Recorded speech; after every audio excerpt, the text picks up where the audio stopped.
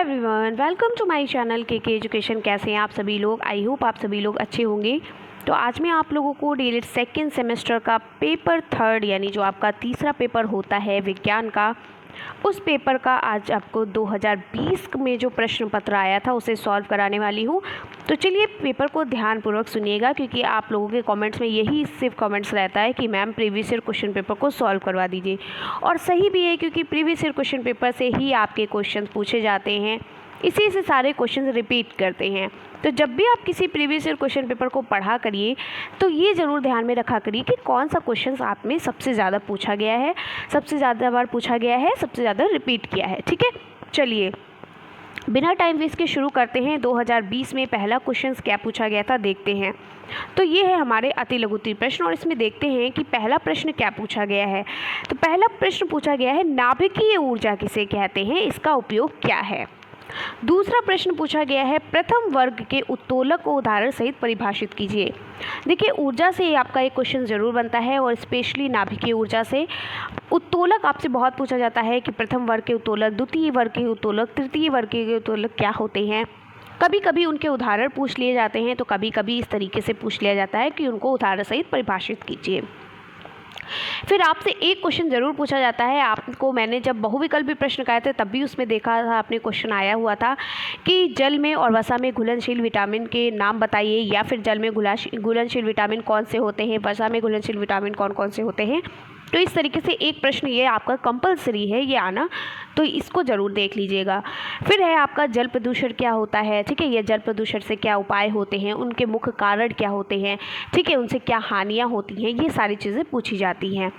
फिर वसा से रिलेटेड आपका एक क्वेश्चन ज़रूर पूछा जाता है, वसा को कितने समूहों में बांटा गया है, वसा क्या है, प्रोटीन क्या है, विटामिन्स क्या हैं। ठीक है, ये सारी चीज़ें आपसे पूछी जाती हैं। उसके बाद एक क्वेश्चन आपका बहुत इम्पॉर्टेंट है, ये आप ध्यानपूर्वक सुनिए कि जो आपका समीकरण से रिलेटेड एक क्वेश्चन ज़रूर आता है।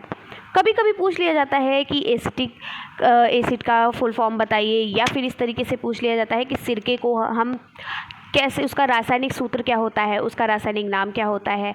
ठीक है, इस तरीके से खाने के सोडे का रासायनिक नाम क्या होता है, फिटकरी का रासायनिक नाम क्या होता है, या उसका सूत्र क्या होता है। इस तरीके से क्वेश्चन पूछे जाते हैं, तो ये तो कंपलसरी है, पूछा ही जाएगा। ठीक है, या फिर कभी कभी ऐसे आपकी ये समीकरण यानी ये जो इस तरीके की रिएक्शन है ये दे दी जाती है, और इस रिएक्शन को आपको कंप्लीट करना होता है। तो ये वही कर पाते हैं जो जिनका बैकग्राउंड साइंस है, यानी जिन्होंने बीएससी किया हुआ है या फिर जो साइंस साइड से पढ़े हैं वो कर लेते हैं।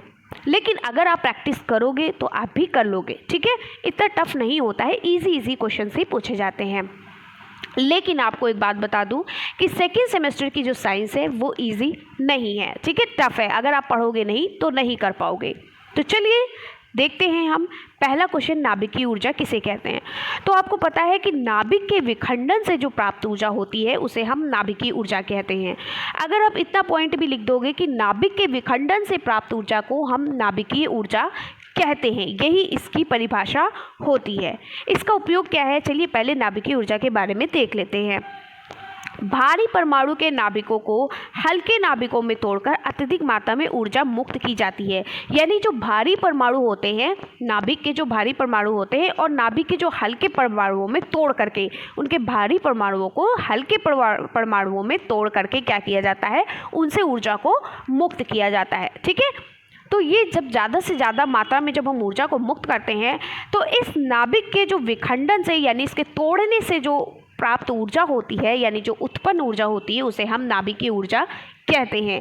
यानी सीधा सीधा मेरा आंसर यही निकला कि नाभिक के विखंडन से यानी उसको तोड़ने से जो ऊर्जा प्राप्त होती है, चाहे वो भारी नाभिक हो चाहे वो आपके कैसे हो, हल्के नाभिक हो, तो नाभिक के विखंडन यानी उसके तोड़ने से जो ऊर्जा प्राप्त होती है, जो अधिक से अधिक मात्रा में हमें ऊर्जा मिलती है, उसी को हम क्या कहते हैं, नाभिकीय ऊर्जा कहते हैं। ठीक है, चलिए आई होप आपको समझ में आ गया होगा।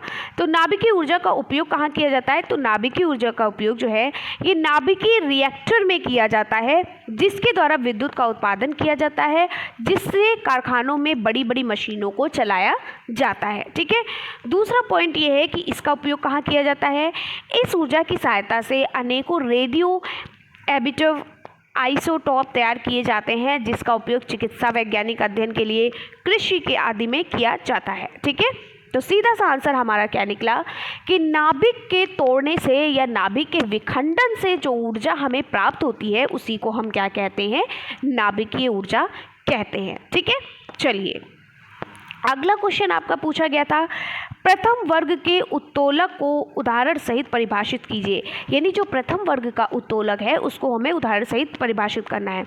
अब आप सोच रहे होंगे कि मैम सारी चीज़ें यहीं पर बता दें। तो देखिए प्रथम वर्ग का उत्तोलक जो आपका ये लेसन है, एक आपका चैप्टर है अलग से, इसको मैंने बहुत अच्छे से पढ़ाया है। आप प्लेलिस्ट में जाइए और जो मैंने क्लासेस कराई है वहाँ पर पढ़िए।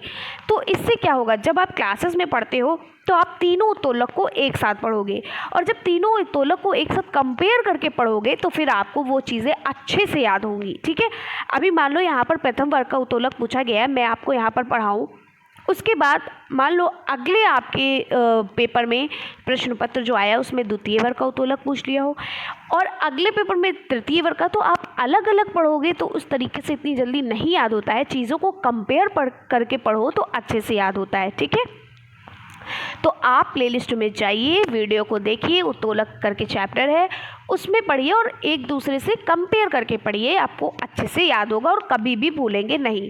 तो चलिए देखते हैं प्रथम वर्ग के उत्तोलक को, देखते हैं हम प्रथम वर्ग का उत्तोलक या प्रथम श्रेणी का उत्तोलक, वर्ग भी कह सकते हैं श्रेणी भी कह सकते हैं। तो इस वर्ग के उत्तोलक में जो आलंब होता है वो आयास और भार के बीच में होता है। ठीक है, आलंब जो होता है यानी F जो हमारा होता है वो आयास यानी E और W के क्या होता है, बीच में होता है। तो इस स्थिति को हम क्या कहते हैं, प्रथम उत्तोलक कहते हैं। इसका उदाहरण क्या है, चलिए पहले देखते हैं। इस प्रकार के उत्तोलकों में यांत्रिक लाभ एक से अधिक, एक के बराबर या एक से कम भी हो सकता है। यानी जो यांत्रिक लाभ होता है वो एक से अधिक भी हो सकता है, एक से कम भी हो सकता है और एक के बराबर भी हो सकता है। ठीक है, अब इसका उदाहरण क्या है, जैसे कि कैंची। ठीक है, कैंची है, प्लास है, शीशा है, झूला है। ठीक है, साइकिल का ब्रेक है, सीसा झूला। यहाँ पर शीशा और झूला अलग नहीं लिखा जाएगा, सीसा झूला। सीसा झूला मतलब बीच में इस तरीके से होता है, इस तरीके से बना होता है, यहाँ पर बच्चा बैठा होता है, यहाँ पर बच्चा बैठा होता है। ठीक है, बाहर कहाँ होता है, बीच में। ठीक है, बीच में रोकने के लिए होता है। तो इस तरीके से ये सीसा झूला हो गया, साइकिल का ब्रेक हो गया, हैंड पंप आदि। ठीक है, चलिए ये प्रथम वर्ग के या प्रथम श्रेणी के उत्तोलक हैं। आगे बढ़ते हैं और याद रखिएगा ये बहुत इंपॉर्टेंट है। फिर है जल में और वसा में घुलनशील विटामिन के दो उदाहरण दीजिए। तो मैंने आपको बताया था कि वसा जो है, वसा में क्या घुल जाता है, कीड़ा घुल जाता है। मैंने इस तरीके से आपको बताया था कि वसा में क्या घुलता है, कीड़ा। यानी विटामिन के, vitamin E, vitamin D, vitamin A क्या है, वसा में घुलनशील विटामिन है। बचा क्या हमारे पास बचा विटामिन बी और विटामिन सी। ये हमारे क्या है, जल में घुलनशील विटामिन है।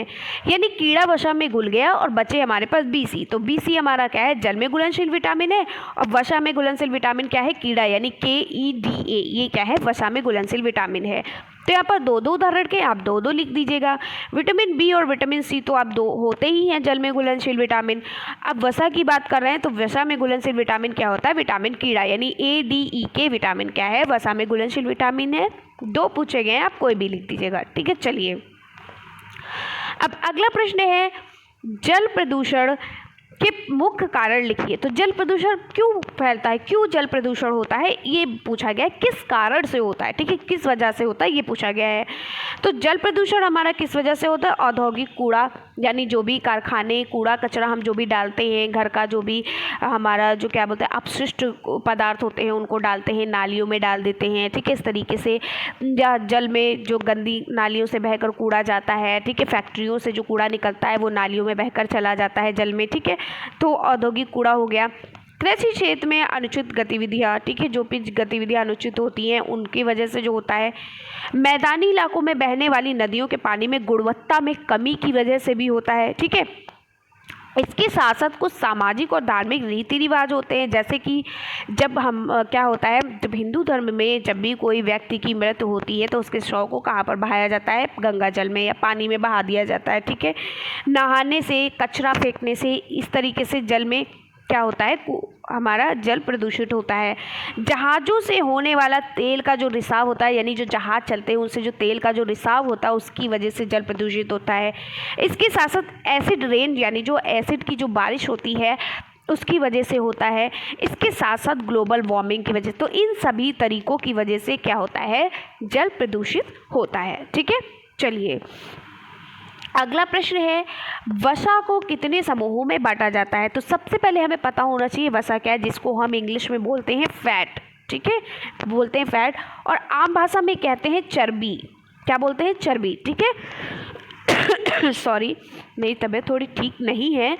आप लोग के इतने सारे कमेंट्स थे और कई मुझे लग रहा है 1 वीक तो हो ही गया होगा मुझे ना पढ़ाए हुए।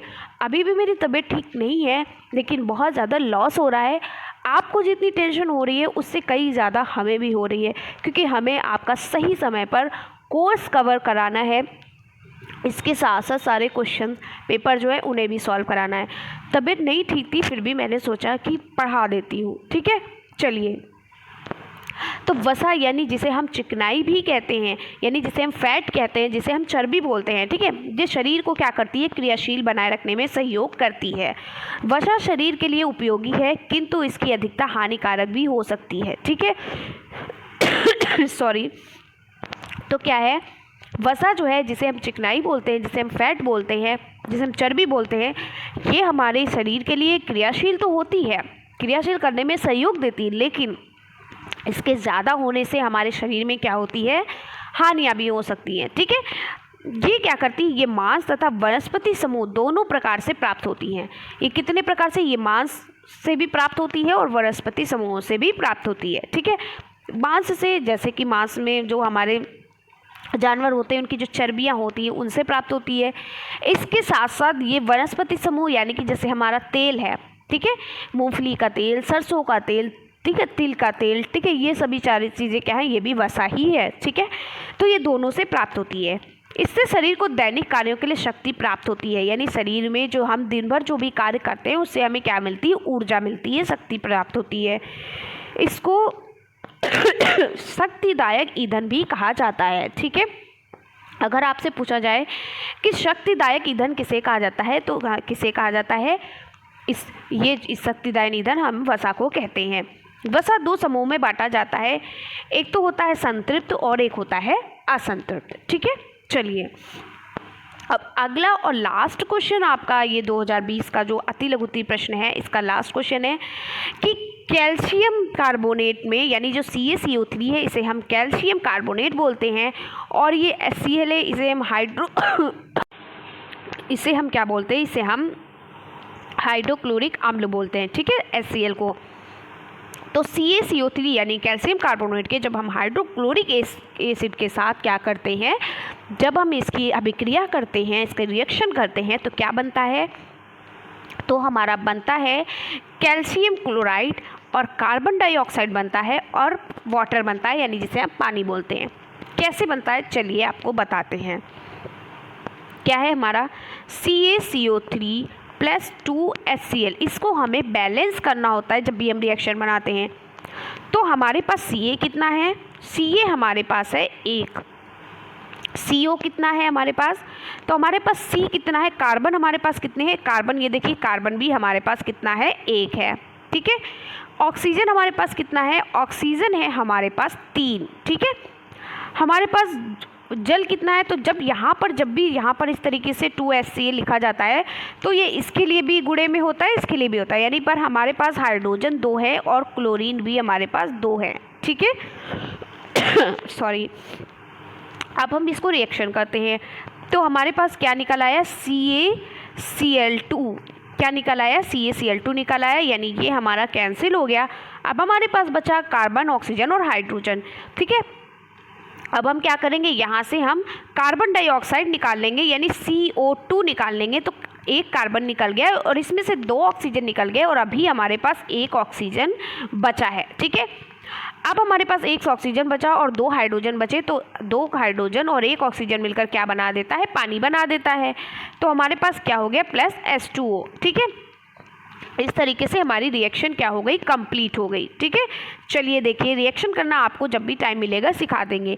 तो इससे हमारा कैल्शियम क्लोराइड, कार्बन डाइऑक्साइड और वाटर हमारा क्या हो गया, बन गया, यानी ये रिएक्शन हमारी क्या है, बैलेंस है। ठीक है, तो इस तरीके से हम चीज़ों को क्या करते हैं, बैलेंस करके रिएक्शन को, अभिक्रियाएं को, समीकरण को करते हैं। ठीक है, तो कैसी लगी वीडियो कमेंट्स बॉक्स में ज़रूर बताइएगा। आज वीडियो लेंथी नहीं है, मैंने सिर्फ 2020 का जो अति लघु उत्तरीय प्रश्न है उसको सॉल्व कराया और बहुविकल्पी करवा चुकी हूँ। कल आपका नेक्स्ट होगा, क्योंकि ज़्यादा मैं टाइम नहीं ले पा रही हूँ, एकदम बहुत ज़्यादा खांसी भी आ रही है कि पढ़ाने में दिक्कत भी हो रही है मुझे। ठीक है, इसी वजह से मैं आप लोगों की क्लास नहीं ले पा रही हूँ, बीच बीच में बहुत खांसी आ रही है। सॉरी गाइस, मैं पढ़ा नहीं पा रही हूँ। जितना पढ़ा रही हूँ डेली आपके ऐसे साइंस के आपके जो अति लघु उत्तरीय प्रश्न है उनको मैं सॉल्व करा दूंगी धीरे धीरे। जैसे ही मेरी तबीयत सही होगी मैं वैसे ही आपकी रेगुलर क्लासेस लेना स्टार्ट कर दूंगी। ठीक है, तो चलिए कैसी लगी कमेंट्स में बताइएगा, क्लास आपको कैसी लगी। और मिलते हैं इसी तरीके से नेक्स्ट वीडियो में। आप भी स्वस्थ रहें, प्रसन्न रहें। तब तक के लिए बाय बाय, टेक केयर।